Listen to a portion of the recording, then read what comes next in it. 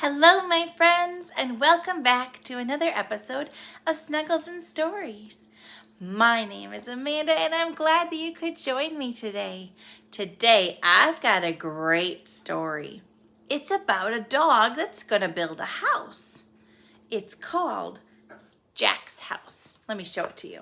It's called Jack's House. See? The dog is a worker man. He's going to build a house. But before we get to the story, let's say hello. Put your hands up so you can join me. Here we go. Hello, all my friends. How are you? Hello, all my friends. How are you? With the jiggle, jiggle, jiggle and a wiggle, wiggle, wiggle. Hello, all my friends. How are you?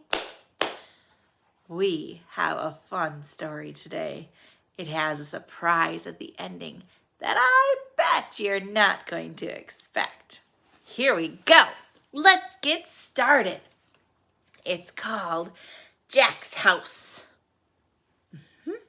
It's written by a person named Karen Magnuson Beil, and it's illustrated, or the pictures are by someone named Mike Wohnoutka.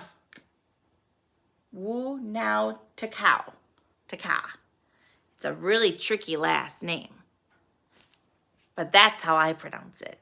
If I got it wrong, I'm sorry, Mike. Here's Jack's house. Here we go. This is Jack.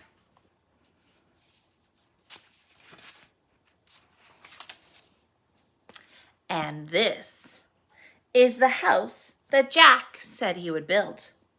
But here's the real story and pictures to prove it.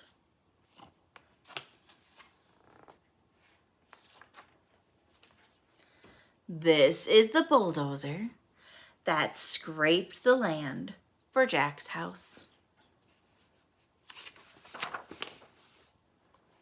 This is the backhoe that dug the cellar, or the basement, where the land was scraped for Jack's house. This is the cement mixer that poured the floor where the cellar was dug, where the land was scraped for Jack's house. This is the forklift that hoisted bricks to build the walls, where the floor was poured, where the cellar was dug, where the land was scraped for Jack's house. Do you see the worker dog? Oh, there he is. There's the worker dog. Oh, now he looks like he's putting in windows.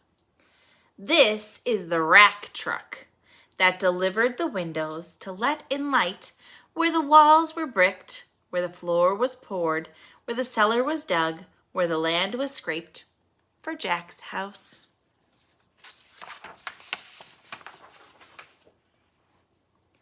This is the boom truck that raised the shingles to the roof, where the windows were framed and where the walls were bricked, where the floor was poured, where the cellar was dug, where the land was scraped for Jack's house.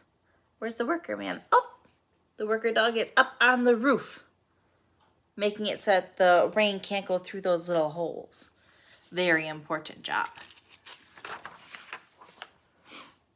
This is the dump truck that hauled 2 trees to shade the house, where the roof was nailed, where the windows were framed, where the walls were bricked, where the floor was poured, where the cellar was dug, where the land was scraped for Jack's house.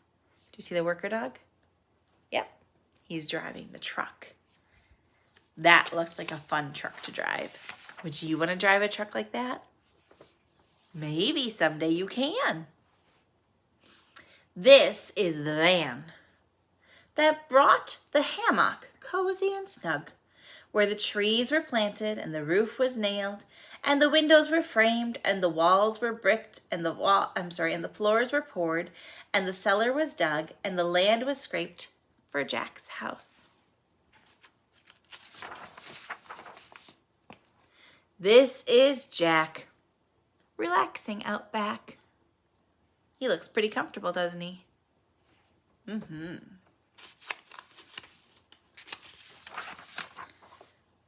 This is the dog that did all the work. He doesn't look very happy. See his eyebrows? He looks a little mad. Why do you think he's mad? Maybe because he did all the work? And this is the pickup truck. Wonder what the pickup truck's gonna do.